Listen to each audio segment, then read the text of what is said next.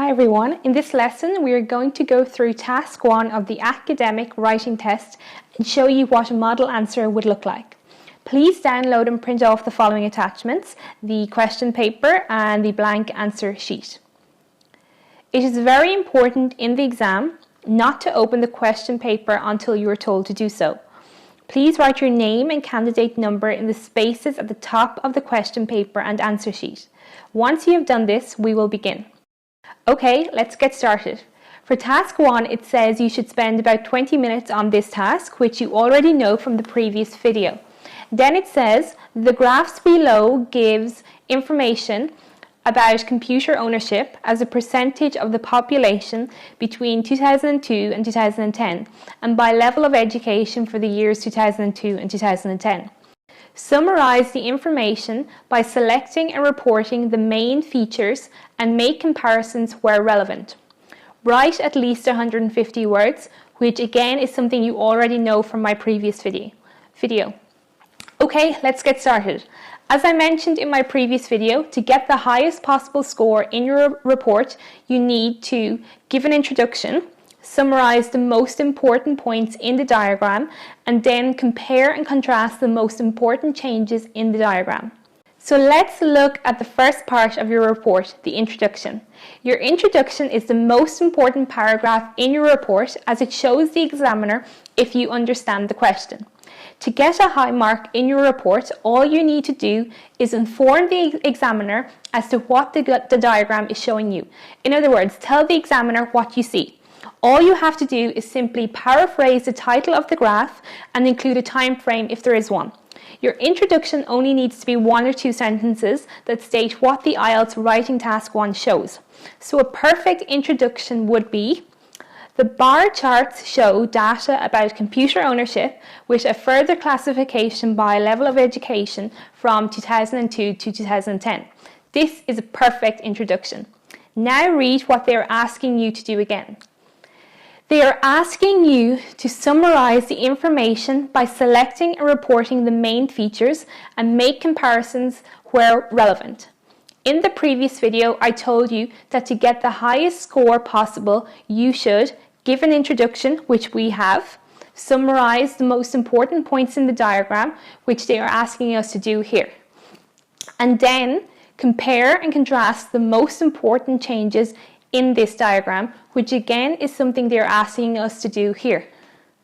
Let's focus on the second paragraph of our report, summarizing the most important points in the diagram. Here, just simply describe what you see happening.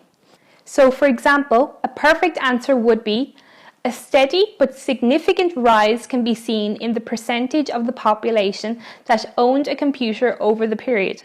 Just over half the population owned computers in 2002, whereas by 2010, 3 out of 4 people had a home computer. To do well in task 1 of the writing exam, it is important to be able to understand the information shown in diagrams and graphs. You can see from the bar chart that in 2002, more than 50% of the population had computers. This is why in our report we say just over half the population owned computers in 2002. It is simply another way to say 50% of the population. When we say by 2010, 3 out of 4 people had a computer, we can see this by looking at 2010 on the bar chart and seeing that 70% of the population had a computer. 70 divided by 80 is the same as 3 over 4. So this is where we get 3 out of 4 people, because you cannot have half a person. In our third paragraph of our report, we need to compare and contrast the information shown to us. For this part of the report, you need to analyze the information. In other words, look for similarities and differences, look at the graphs and try to identify what is similar and what's different. And give figures and details. Give specific details by making reference to the data on the graphs.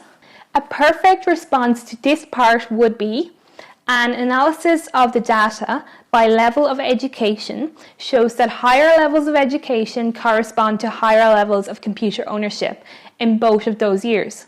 In 2002, only around 15% of those who did not finish high school had a computer, but this figure had trebled by 2010.